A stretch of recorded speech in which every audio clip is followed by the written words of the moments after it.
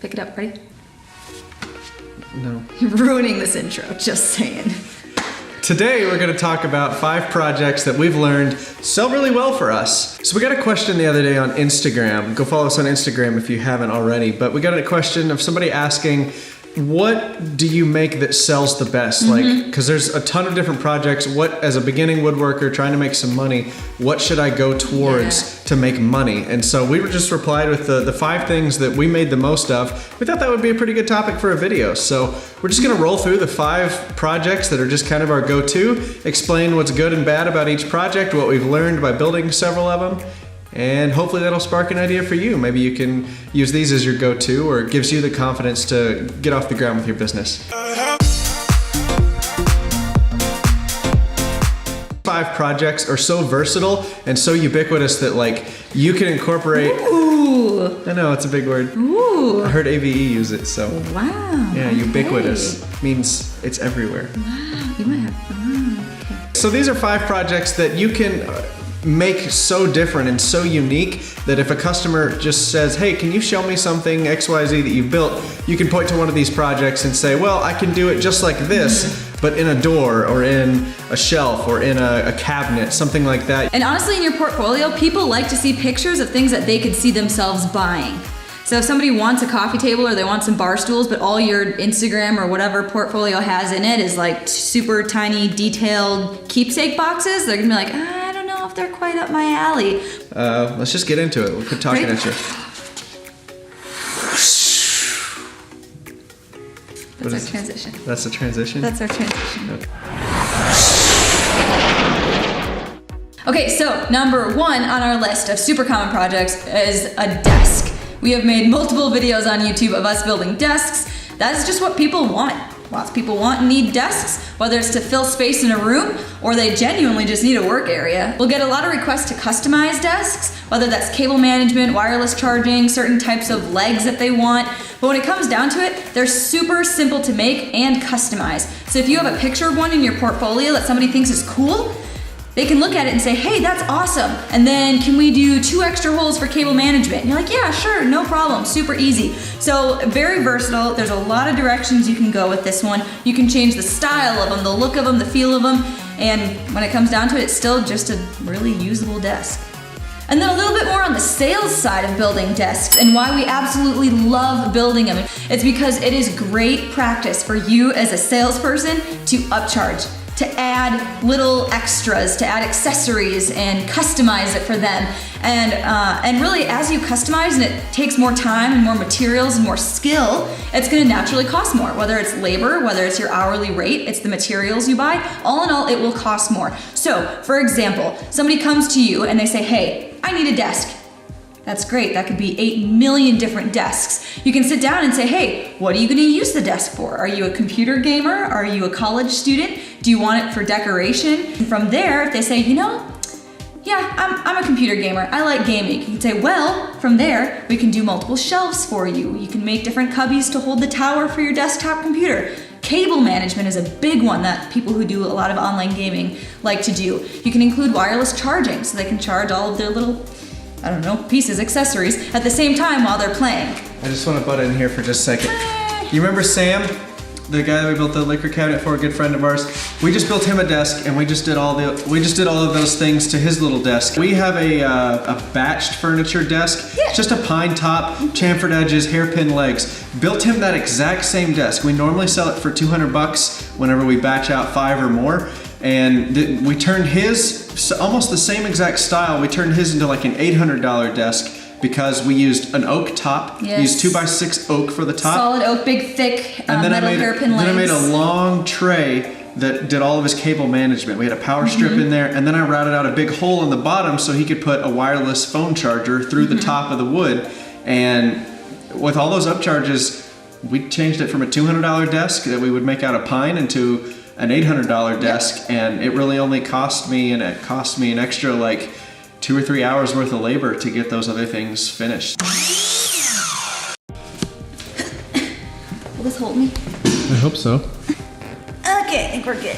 Okay, number 2 piece of furniture that we do constantly is coffee tables. Everybody loves coffee tables. Most of what we see is somebody is trying to achieve a certain style, or they're trying to tie together a certain look in their living room. And a coffee table is a really easy way to do that. So that's what we see most of the time. Or somebody will come to us and say, hey, I need to match another piece that I have in my living room, so I need the coffee table to look like that. And honestly, that's where we get a lot of repeat customers.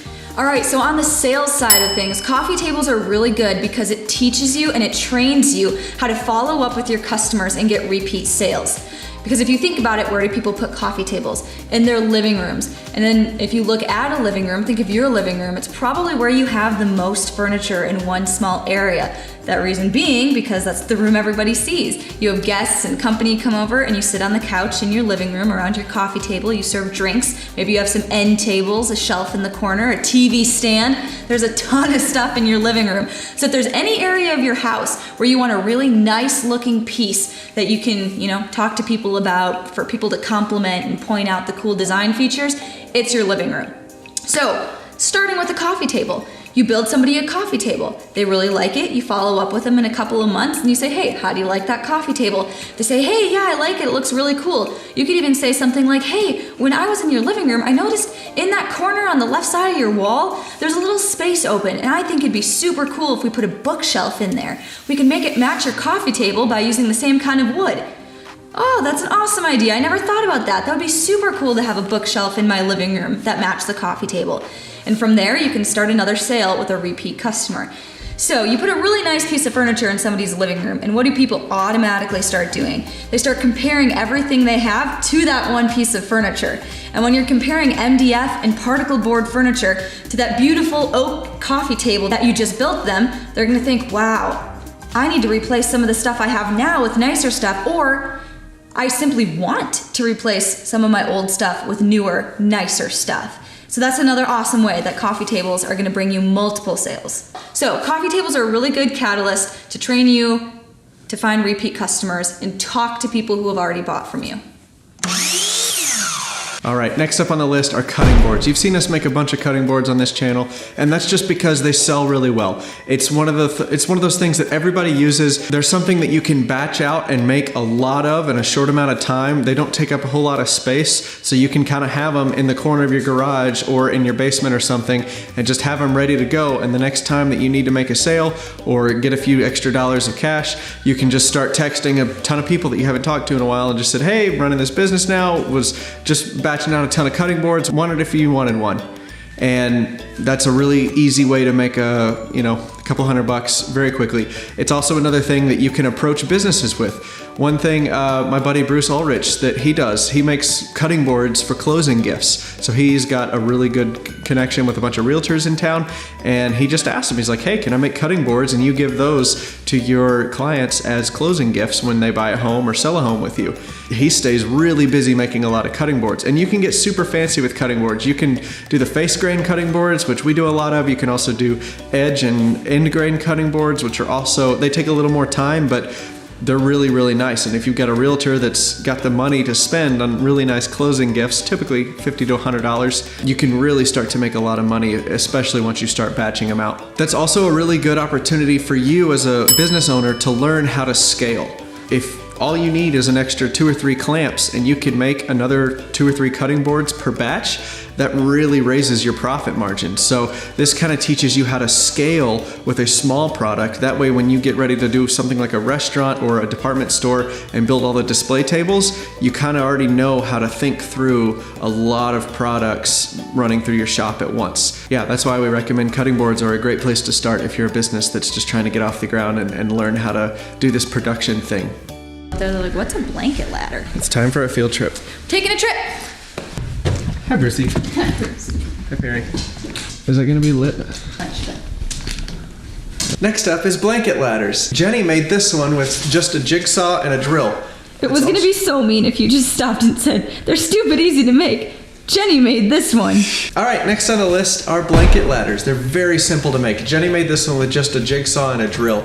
They do really well in a living room. They're really versatile. You can get kind of intricate with them if you want to. All it takes is just a couple of 2x4s. You can screw them together, plug the holes. This, again, is another good project. It's a little bit larger, but you can batch them out really quickly. So it's another really good learning opportunity for you as a business owner to batch 5 to 10 of these out and kind of move through the process of doing multiple pieces at once in your shop. These do really well at craft fairs. Also do the measuring sticks, you know, where you measure your kid's height on this stick and you can take the stick with you if you move or something like that. And blanket ladders are really easy to sell because you can also sell decorating packages with them. This is something Jenny's done. She'll like bundle, she'll take like a burlap sack that you get at Walmart or something like that, and she'll put like 4 seasons worth of decorations in each one from like Hobby Lobby or somewhere. And she'll sell that bag of decorations for 20 bucks along with the blanket ladder for about 50 or 60. So for 100 bucks, you've got a piece and decorations already put together, ready for year-round decorating in your living room. A lot of people, at least in the South, where my family's from, we have a whole bunch of blankets and quilts that are family heirlooms, and they're just collecting dust in the closet. But you can put them on a blanket ladder, display them. That's another sales angle that you can go for. Really, these things are just so versatile for decorations. Just try to find out what's popular in your area and try to throw together a decorating package to go with the blanket ladder, because that's going to go way further than just having a ladder made out of wood that you're trying to sell. So this is a good way to learn how to market and take good pictures too.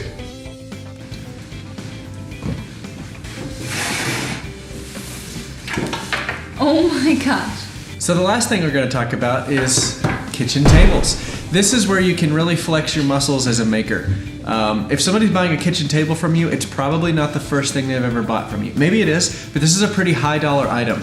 Once you're starting to talk about like custom kitchen tables, you're looking in the $2,000–$3,000 range, just kind of depending on the size of the table. This is where you can learn how to make bigger items. You really have to think about your clamping strategy, your sanding and finishing strategies. It's just everything's different with a larger product. Everything changes when the project gets really big. It's one thing to do a bunch of cutting boards and a few other tables, but when you get 1 or 2 kitchen tables in the workshop, you start to run out of space really quickly. So it's a good exercise in learning how to, just manage your space, I guess. This is where you can really find out how well your shop is laid out, because if you can't make a large item like a kitchen table in your shop, you may need to consider getting rid of some things or moving some stuff around, especially if you want to do any sort of like production.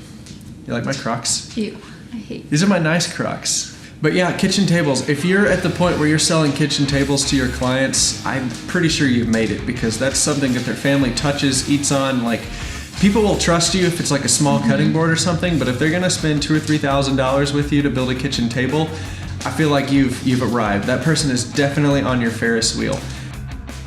I hope these tips have been helpful. These are just the 5 things that we make the most of, that we feel have the best learning opportunity for a small business or a side hustle trying to learn how to build things. And there's all different types of construction. Like, we've covered small things like cutting boards to really big items like kitchen tables. If you can master those 5 products, if you can master those 5 products, everything is going to go your way, and it sounds like you're off to a great start as a business. So, Anything else, Bruce?